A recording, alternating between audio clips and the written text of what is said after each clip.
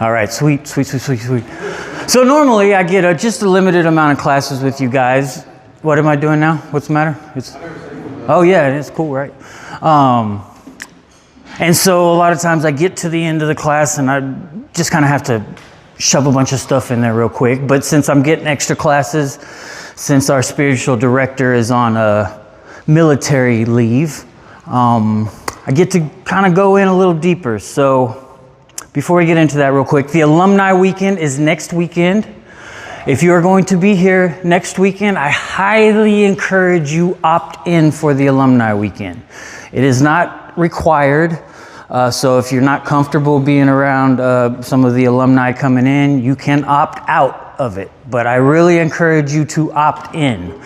I think we've done about 7 or 8 of them now, 6, 7. But they're really they're awesome. Okay, kind of looks like, just to give you an idea, the alumni get here on a Friday night. You really won't have too much interaction with the alumni on Friday, but on Saturday we do a class together, and then we do like a Jeopardy or some kind of like game interaction type thing, and then Saturday night there's a class on Saturday night, and the alumni get to share a little bit of their testimony, which is really cool. Pastor John asks each one questions, and so it's not like everybody's giving long testimonies. He's kind of broke it up to where everybody gets to share 5 or 10 minutes, but it's really impactful. And then after that, if you've opted in, we all go down to the Trophy Lodge and do s'mores, and it's kind of like a non-keg party. No, maybe not the right analogy, but just hanging out, up until curfew, eating s'mores, all that kind of stuff. So I really recommend getting involved with that. What else do I have down here? Oh, second thing, I like to bring this up every once in a while. If you are looking for purpose when you leave here, some new purpose, I really encourage you to look into peer support specialist. I am a peer support specialist, which is what allows me to get to teach classes to you guys and still be able to use your insurance and all of it to count.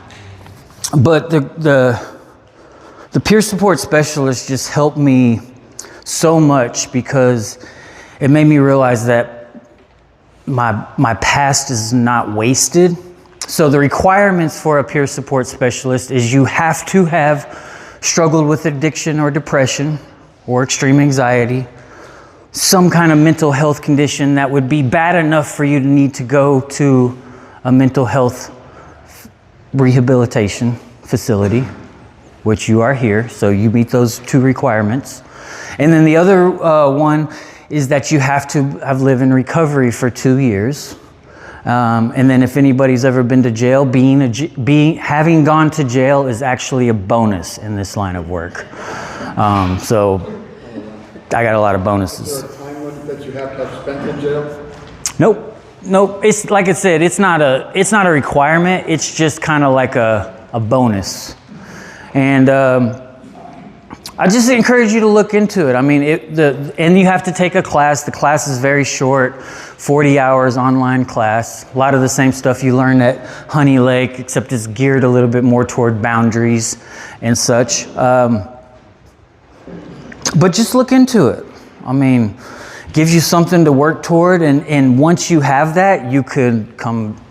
I'm not saying on behalf of Honey Lake, but you could come do a weekend encounter, perhaps. You could go teach somewhere else. There's a lot of organizations are starting to bring on a peer support specialist, because like police departments and such, because in certain cases they need someone that's been through it to be able to talk to whoever they're helping.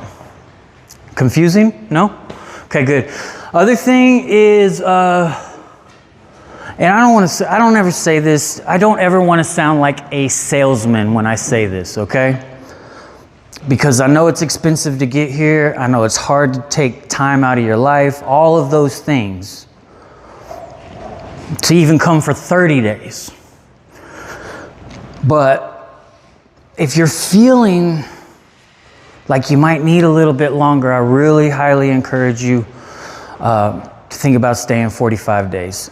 A lot of people have already been told they need 45 days, which is typical. This program is typically a 45-day program, okay? There are, like I said, there are people who come from work and financial situations where they have to get back in 30. But typically it's already kind of suggested at 45. And I'll tell you my story. So when I came to Honey Lake, the census had gotten really low. It was COVID. They were needing people to come in. And so they ran a promotion where you paid for 30 days, but you got 45 days, okay? And so when my family was telling me, okay, you're going to rehab, I was like, not going, whatever. And finally I was like, I'll go for the 30 days, but I'm not doing 45. I'll do your 30 and then let me get home. And then after I went to the very first class and felt the Holy Spirit and just broke down, and I called my mom and dad immediately, like, make sure I get that 45 days. I needed it. And Dr. Jennings does a lot better job of explaining it, but kind of goes like, the first couple of weeks is kind of getting out of the old headspace and just some of us, if you're coming down off of substances, just getting your head out of the clouds. And then it's the second 2 weeks where you're starting to like figure it out, and you're kind of starting to understand what's going to work for you and everything like that. So, which is why at the end of 30 days, most everybody is going to feel pretty good, and you will be doing pretty good. But staying the extra 2 weeks really helps you to like solidify all the neural pathways and really hammer it in, okay? And I'm not trying to scare anybody. I'm not trying to get anybody to feel like you need to stay if you can't stay. If your means and everything only permits you to stay 30 days, then God is going to get you what you need in that 30 days, okay? I fully believe that. But if you are kind of hesitant about it, just stay a little bit longer for you, you know, not for anybody else. But okay, if anybody wants to talk to me separately about that, come find me. And since there's a lot of people in here, good job everybody. Friday at 4:00 and the house is packed. It's just because I'm here, I know, but just joking. What was I going to say? Oh, keep going to the classes, guys, all the way till the end. I say this a lot because I don't think there's anything quite as important. When my dad dropped me off, he said something to the effect of, don't blow this. And I was like, what do you mean don't blow? Like what qualifies of me not blowing this? Because I came in still with a bad attitude until I got here, but I was kind of like very reluctant. And he said, well, I want you to go to everything. This thing was expensive. Everybody in our family pitched in for you to be here. It's just, don't waste it. Go to everything. And that's the one thing I did right when I was here. I didn't take notes like I should have, which is why I wanted to come work here, so I could tell you guys, take notes, keep your handouts. Start a good routine while you're here. I didn't do any of that. And because I went to a new environment when I left, I went to Jacksonville. I had a brand new, everything I did was new neural pathways, and it was kind of easy for me in recovery. But I spent the next 9 months after getting out slowly adding and building a routine, which I should have started while I was here. So slowly added mindfulness, then added going to the gym, and I had this. And because I was in a fresh environment, it worked for me, but there was a lot of people that I was here with that did the same thing. We did it as a group. We went to everything and we hung out a lot, but didn't take a lot of notes, didn't start a good routine. And those people went home and they struggled quite a bit. They're all okay now. They all made it to be okay, but they had some struggles. And But by going to everything, even though I didn't take the notes, even though I didn't do all that stuff, by going to everything, God was able to get me all the pieces that I needed. Okay? So just don't think I'm good. I don't need to go to this class. That is what the enemy would love for you to think. Okay? All right, so now I get to... Oh, this is a great thing. We were talking about expectations the other day. And I know a lot of people, some people weren't in here. But essentially, when we put an expectation on something and it doesn't turn out to be the way we expected, we experience disappointment. And that disappointment will often open the door to cognitive distortions. And then once we believe one cognitive distortion, that's what starts the spiral downward to where that takes us to the depression. So if we can manage our expectations, then we can reduce a lot of suffering that we go through. There's a certain amount of sufferings that we're just going to have to go through, and they're part of life. You know, losing somebody, failed relationships, jobs, those types of things. But we often put ourselves through so much more suffering by putting expectations on everything. I know when I came through, and then somebody gave me this phrase, and I always think about it, but I forget to put it in, so I went ahead and put it in. It's a great phrase to remember, that expectations are just premeditated resentments.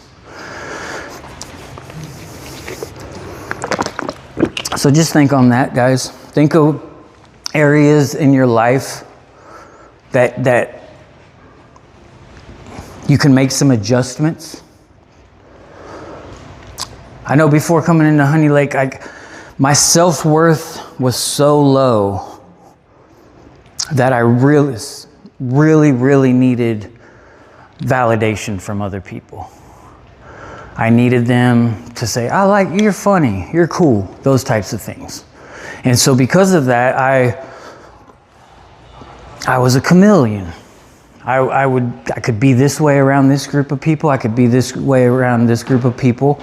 And I didn't really have any identity.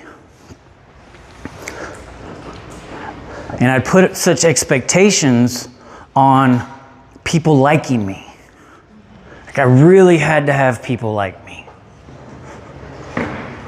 Because if someone didn't like me, then I'm finding my worth in everybody else's view of me. So if someone doesn't like me, then I'm going to feel worse about myself. It was funny. I was thinking about it one day. When people don't like us and say stuff about us, I know we all do it.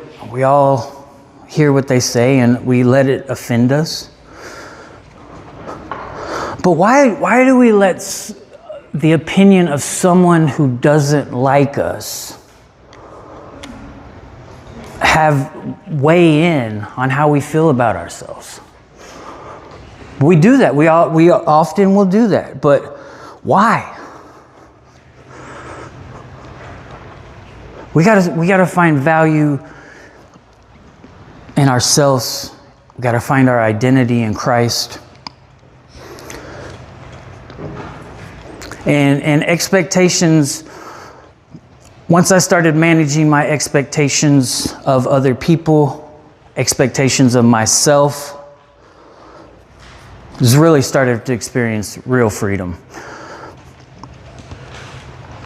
So one of the things we were talking about the other day is start reframing what you've been through and understanding there was purpose in the pain.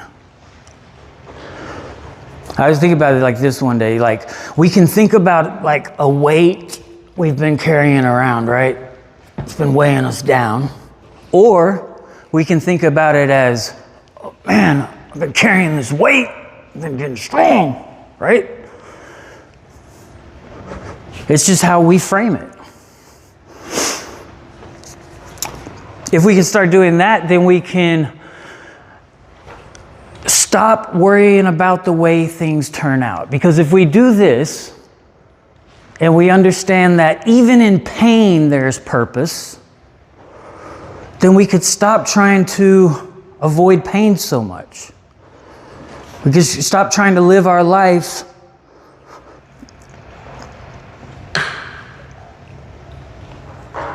worried about the way things turn out.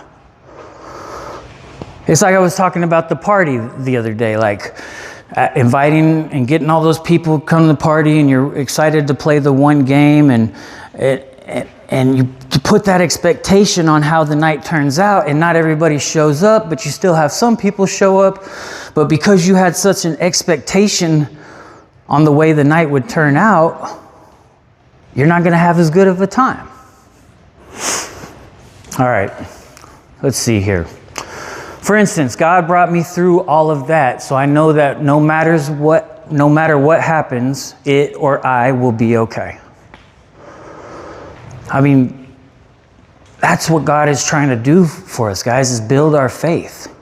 He allows us to go through things so that He can pull us through it, so that our faith can be built. Because every time He pulls us through something, I know God's going to be there for me. And after God pulls you through whatever storm or series of storms that happened to you prior to coming into Honey Lake, you got to remember that. Remember that He pulled you through that. And then just know that whatever comes your way is going to be for the good. You hear the scripture, all things work together for the good for those who love God and are called according to His purpose.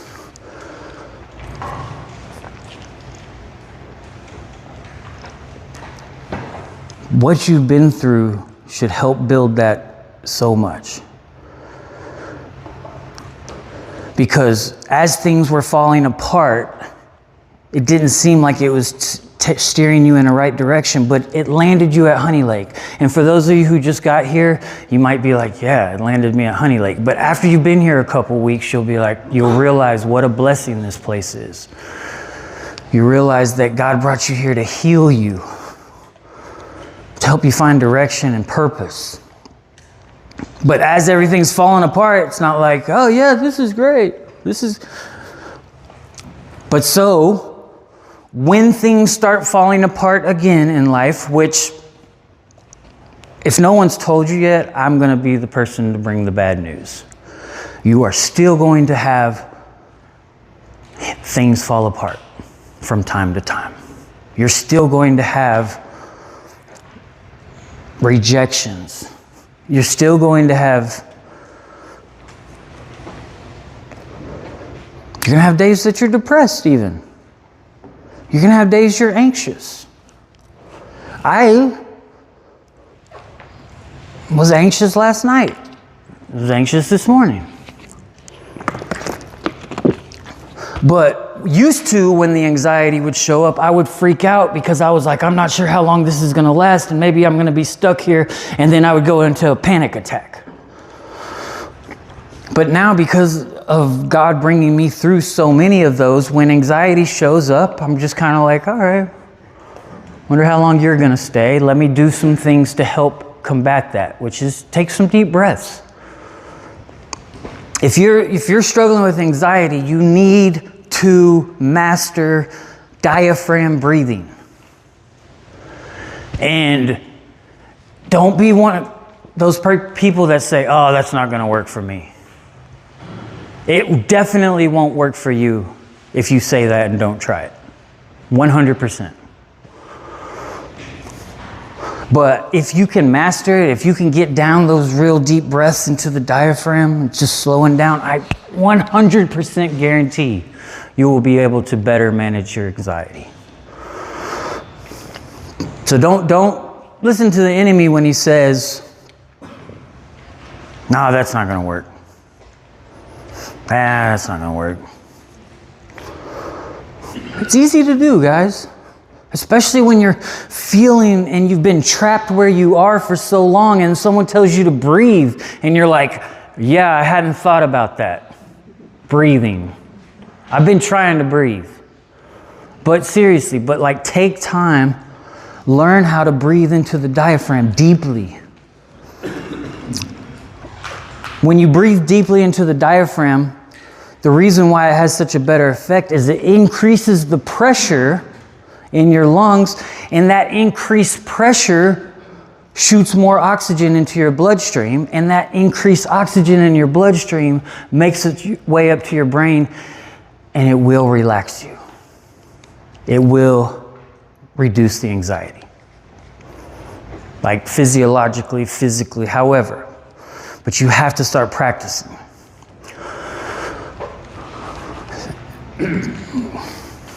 All right, let's see. Stop expecting perfection from yourself. Start expecting excellence. You can expect excellence. And to me, that means you're going to do the best you can with what you have. And if people don't like it, then you know you brought your best. You know you did what you could. I used to really need people to get on board and believe the same thing that I believed, because I wasn't sure what I believed. So if I could get other people validating it, then I felt a little bit better about it.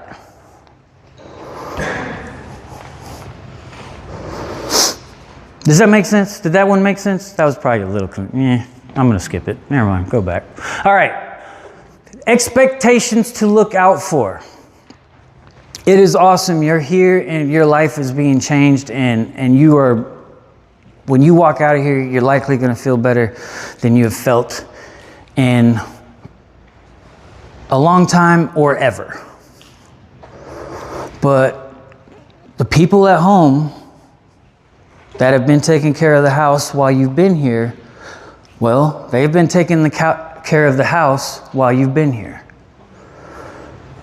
And if things were stressful before you came, likely they got more stressful when you left. Not 100% of the time, guys. But keep that in mind. You guys that are going home to repair relationships that have been damaged, you cannot walk in expecting them to understand what's happened in you. It's going to take time. You're going to have to show them. Okay? So just get that, manage that in your head. Don't put an expectation on the other person to have come as far as you've come, or to come around to even understanding things like you understand. God's brought you here so that you can take Honey Lake home. That does not mean kick in the door and say, I figured out what's wrong with you. So there's 4 people, 5 people. It's not going to go over well if you do that. Okay? Now, granted, you might be here, and likely while you're here, you may actually figure out what maybe the other person struggles with. Help them find that. Help them find good mental health and ways around the things that bring them anxiety. Did that make sense? A little bit? It's easy to do. It's just going to take time.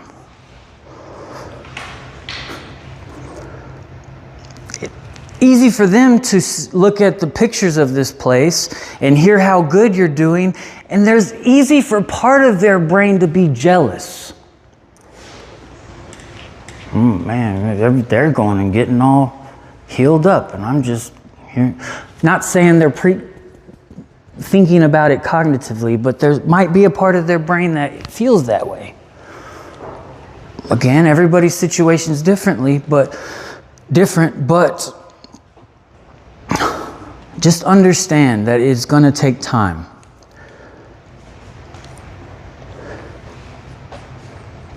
Because the expectations, if you came home with the wrong expectations, you're going to get frustrated. And you're going to say, I told you I changed. And then you blew the thing that you were trying to show them. Okay? Let's see what this guy has to say.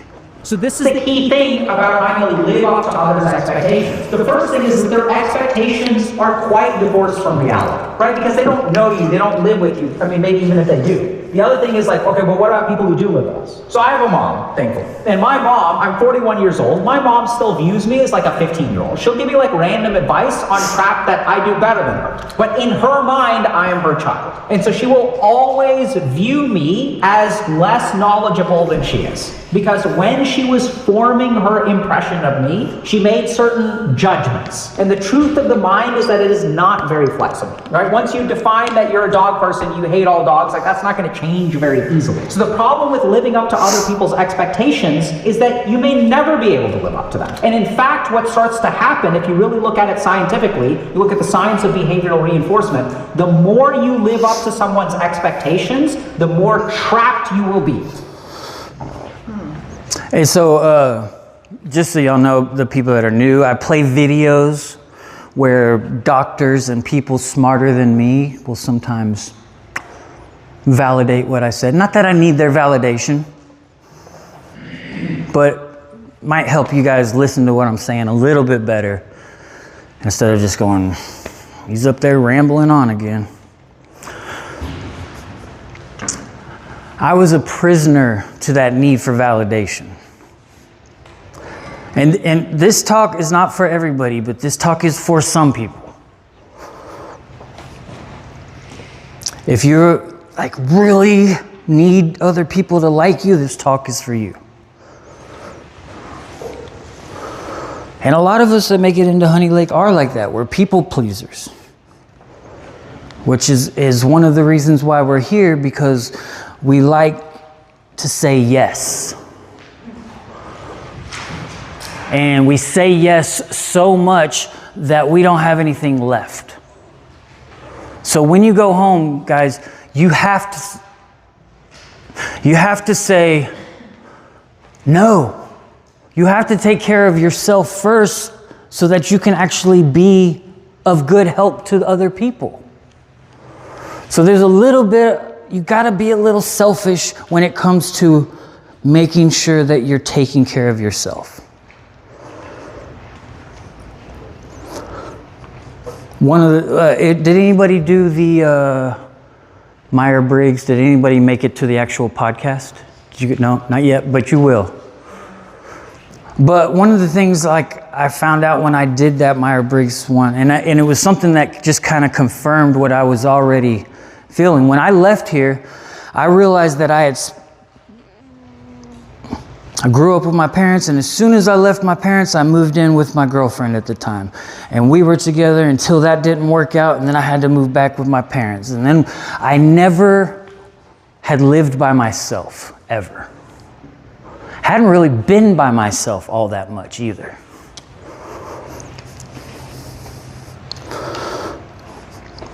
So that was one of the things that I wanted to do. I wanted to go figure out, I wanted to go learn how to be happy and content without needing anybody else to make me feel that way.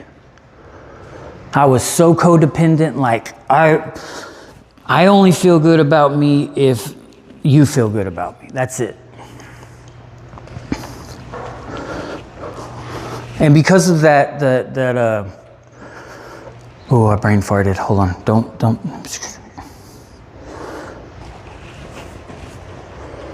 Oh, so as I moved to a new city and I'm by myself and I'm just getting better. I told y'all guys I got out feeling like I was here, and it kept getting better and better and better. And as I realized, like, I need some time away from people for me to be good, to be able to actually help other people. And so when Tony and I first got together, I scheduled it in for once every 2 weeks. It's gotten less now, but once every 2 weeks, I needed about 5 or 6 hours by myself. I would take her kids to one of their friends' house, or however it worked out, but I needed that time to just be by myself. And I would still like clean the house and do things like that.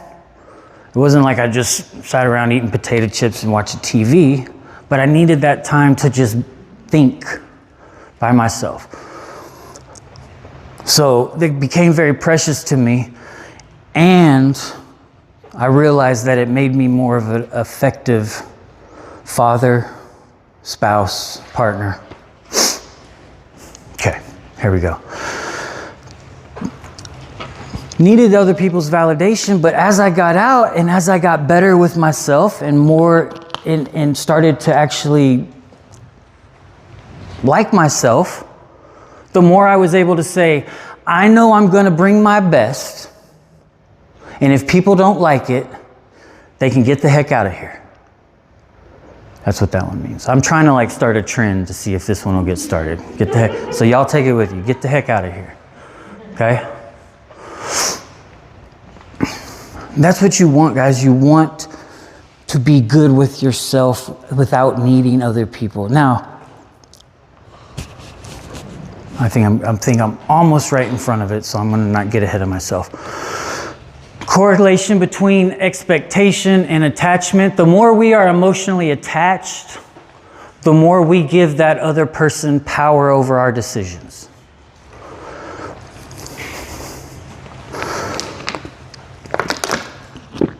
If you go to the gas station and you're walking in the gas station and the guy, he might be homeless and he's drunk and he says something, you're a piece of whatever. Say he says something hurtful towards you. Doesn't quite have the same sting as your spouse saying, you're a terrible person, whatever, okay? Also, when we are emotionally attached, that's when we are making decisions, we will make decisions and we will have the filter of the other people in there. So a lot of times we'll end up making the decision that's best for everybody. And sometimes that's at a detriment to you. And so for a while, until you are in a good place, you need to figure out what your self-care things are and protect those things. If you need a walk by yourself, tell your spouse, I need to do this little walk by myself. I'd love to do a walk with you also, but I need like one walk by myself every day so I can just be mindful, check in with myself, just see how I'm doing. That's not for everybody, but if it is you, make sure you do something to ensure that you get that. Okay, it's pretty much. We come, and also these guys, this stuff is just so that I remember to say certain things. We become emotionally attached. We are expecting that other person to provide for us emotional support. So if we're putting a lot of expectation on someone else, it's a good way to realize that we've created an attachment, not necessarily an unhealthy attachment. I'll take that out. Just an attachment.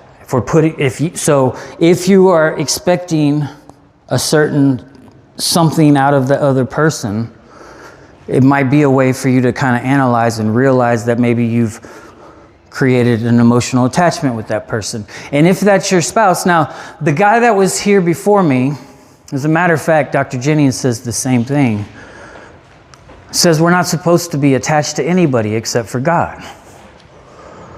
I don't think I can ever get there. I don't think I can get to that place.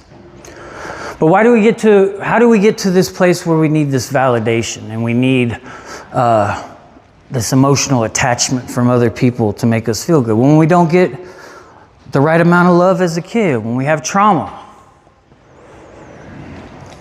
it gets in there. And as we grow, we develop the wrong kind of neural pathways dealing with other people. See what this guy says. Love is not tethered expectations. Ryan and I often talk about how standards are greater than expectations.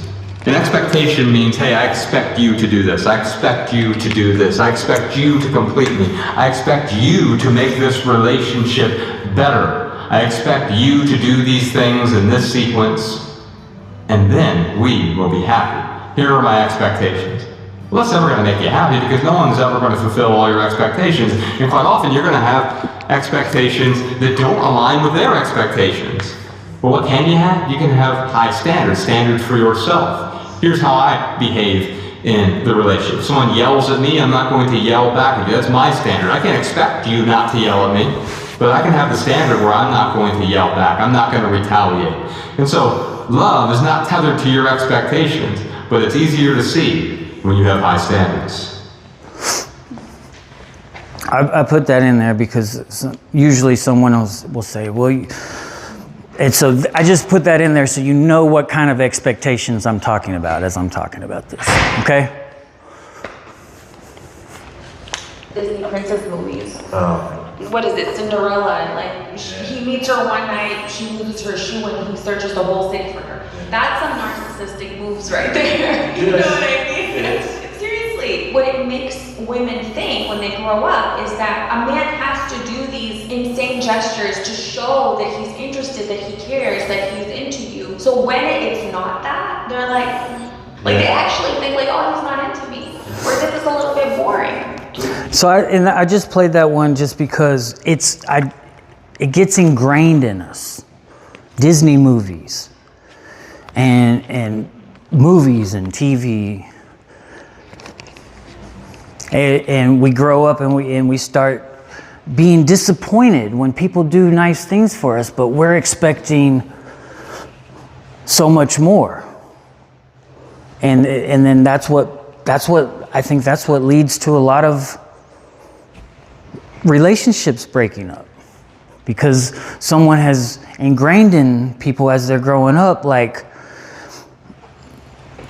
and not taught people how to be okay with themselves. Okay, going on. So, this is where Dr. Jennings says there is one proper age for attachment, and that's when you're a kid. But when you grow up, well, what's supposed to happen is we're supposed to go off by ourselves and not be attached to anyone except for Christ. But like I said, what a lot of us do is get out and we immediately become attached to another male or female.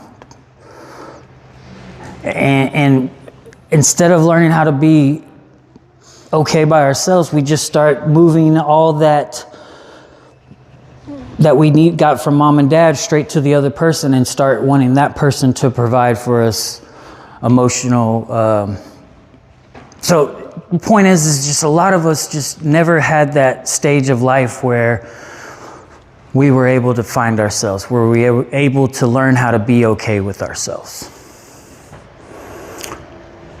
Now, what should do, you should go out and find another person that you're attached to Christ and no one else, and you go find another person that is attached to Christ and no one else. And so, you've heard the scripture, be not unequally be yoked. Double negative there. Don't be, that's another negative. It's all right. You know what I'm saying. And yes, this is talking about believers and unbelievers. If you're a believer, don't go find an unbeliever. Don't, I can save them. No, you can't. No, you can't. You can help lead them to Christ. And then after they become a believer, then that would be a time to start a relationship. But don't start one before that. And I'm saying this to the people that aren't in a relationship right now. And if you're not in a romantic relationship when you leave Honey Lake, no one's going to like me after this one. You should wait a year, at least. I know. I got cold stares out there, guys. I get it. I'm just saying. It would benefit you wisely. Because, especially if you're someone that has been in codependent relationships over and over and over, if you don't give yourself time to create the new neural pathways without that other person, then you will likely fall right back into the same thing. It all comes down to neural pathways, guys. And we have a lot of those neural pathways created with these unhealthy, not successful relationships. If whatever relationship ended when you came to Honey Lake or before coming into Honey Lake, it was unsuccessful. At least as of right now. So we don't want to take those habits and those tendencies into a new relationship. Find yourself. Be okay with yourself. Find self-worth. Don't need another person to make you feel okay about yourself. Just be okay with yourself. And then when that other person says you're awesome, you're really great, then boom. Like, I'm not going to turn down someone giving me validation. I like it. I just don't need it anymore. Which is a big step for me. Because I used to always need it. But don't get me wrong, I really do enjoy someone, giving me an attaboy. It never hurts my feelings. Someone's going to like me after this talk. All right, so I cared, quote unquote, I'm putting care in here because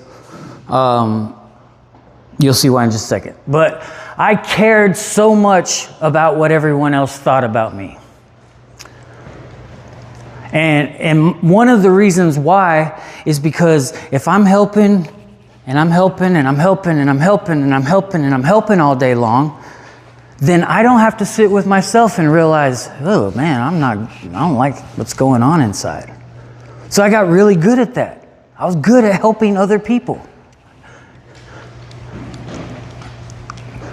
Getting in their business. Getting in their business to see if I could help.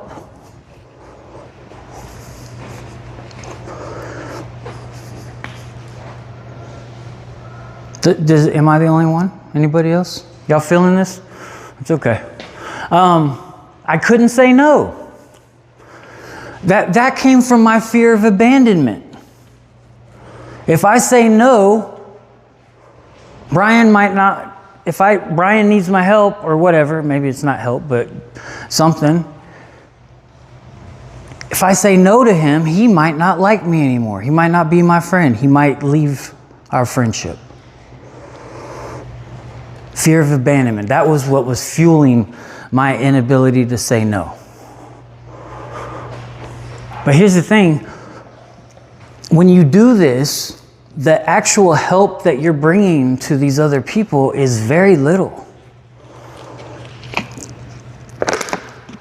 Because you've spread yourself thin.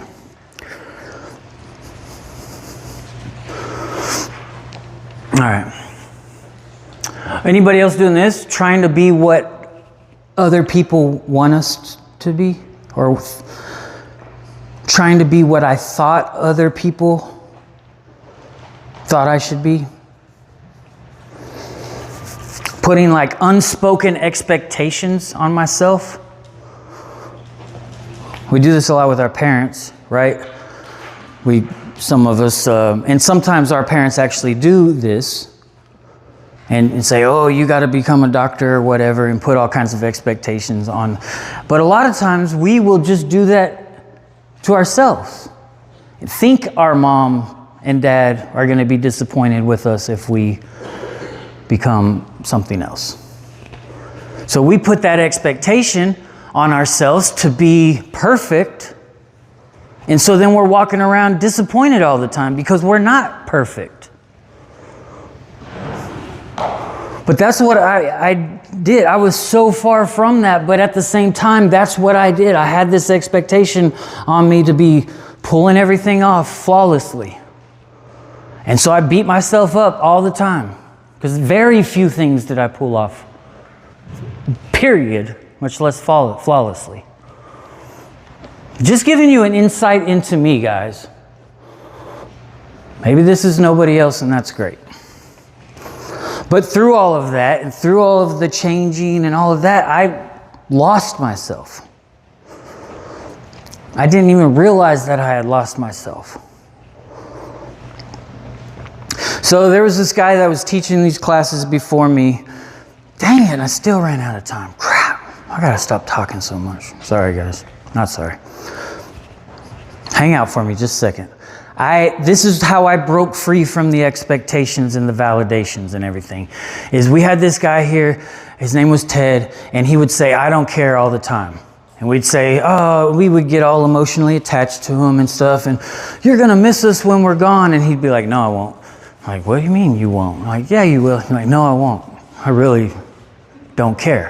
And he'd say, I don't care all the time. And I think eventually Honey Lake staff told him, please stop saying you don't care, because we've got people here that need to know you care. But he said, look, this, so we would say, what do you mean? And he'd say, go look in the dictionary. And so the first definition is the provision of what is necessary for the health, welfare, maintenance, and protection of someone or something. And we're like, yeah, dude, you're doing that. He's like, that's not what I'm talking about when I say I don't care. He said, go down to the next one, the verb.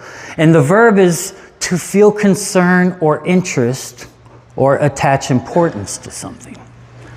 And that's what he was saying. He was saying, I'm not attaching importance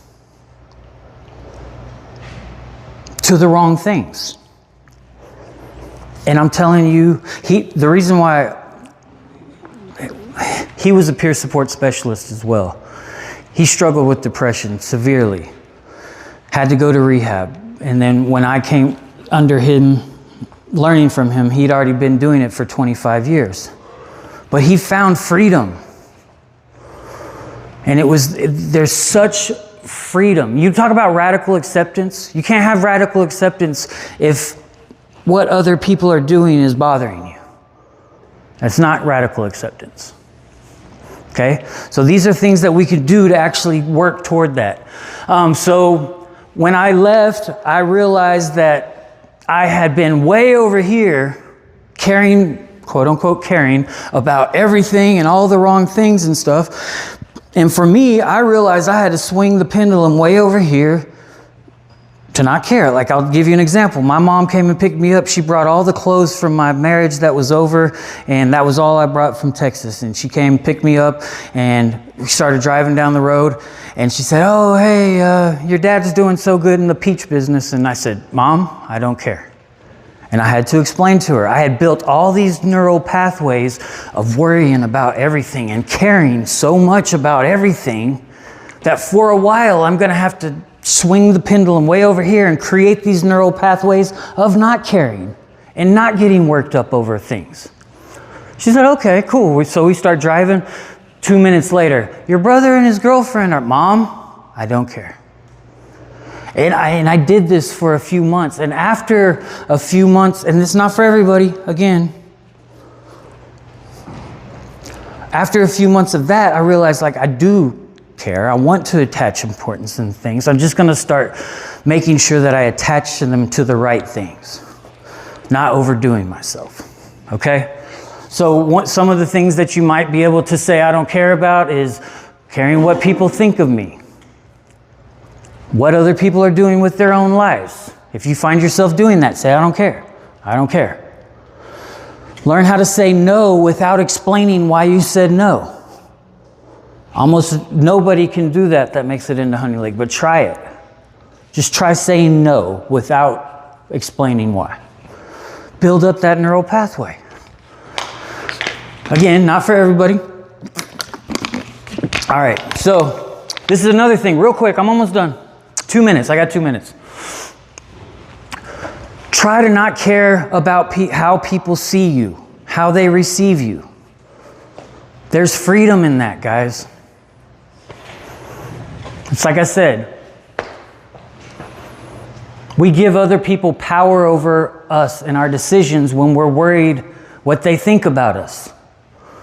So much freedom in not caring what other people think about you.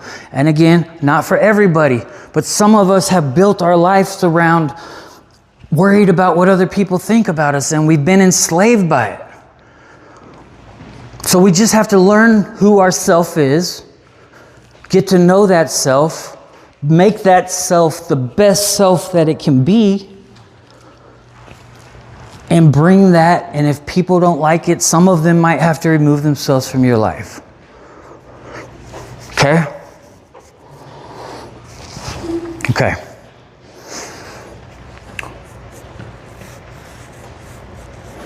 We put so much on how we think it should be. Learn how to step away from this. Look, if you catch yourself getting emotionally worked up over, if this is you and you need to work on it, if you get yourself worked up over someone else's things, say, I don't care. And you don't have to say it out loud. You can just say it to yourself, I don't care. I'm going to take a walk. I don't care. I'm going to remove myself. Don't get worked up over things that you can't do anything about in the moment. Bills is a good chance. If you're not actually sitting down looking for a way to make more money or paying your bills, it doesn't do you a lot of good just walking around all day thinking about the bill you have to pay. So that's one of those things. I don't care. It's not worth worrying about right now. Oh, this is a huge one. Turn off your notifications on your phone for text messages.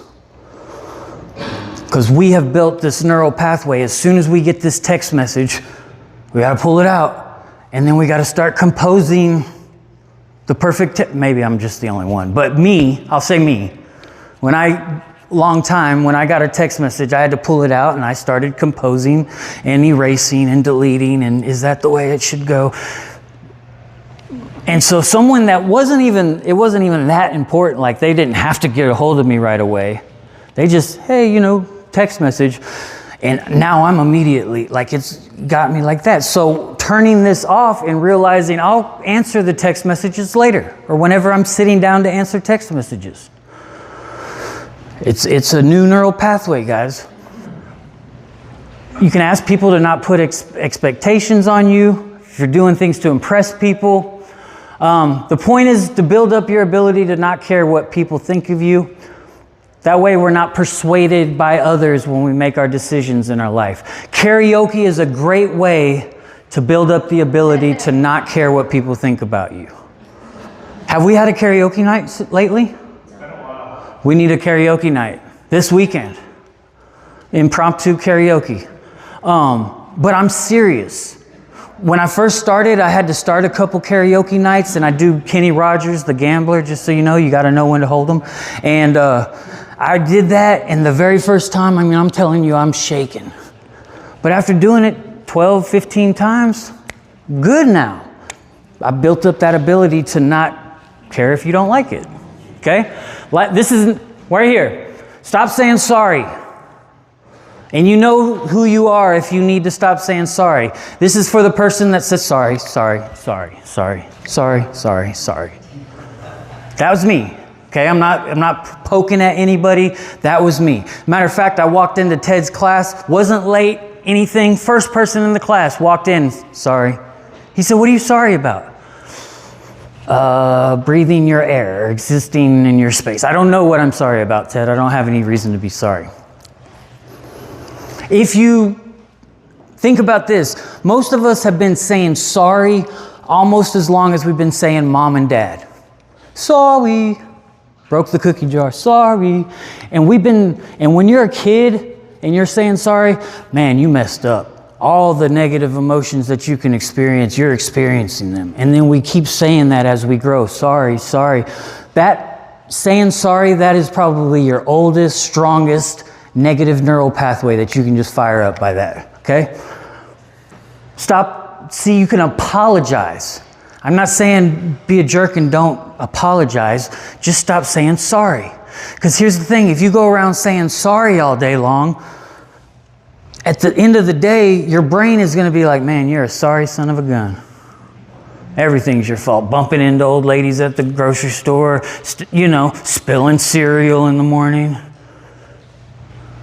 So here's the thing. If you're trying to get away from this and you realize you say sorry too much, say I apologize. And usually by the time you say you're like, this is not something I should apologize about.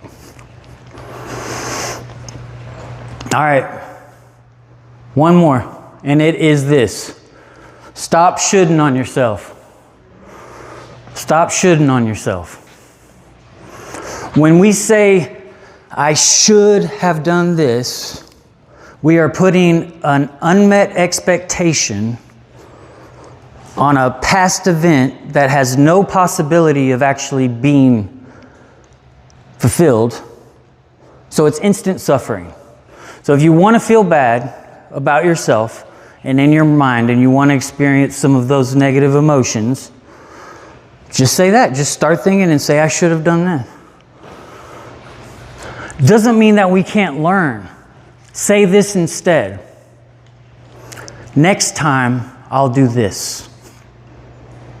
Instead of looking at it as I really messed up this past event. You can't do anything about that. That's why it's going to make you feel bad immediately. Next time, I'm going to make adjustments. Thank you guys for hanging out afterward. I appreciate y'all. Sorry that it took so long.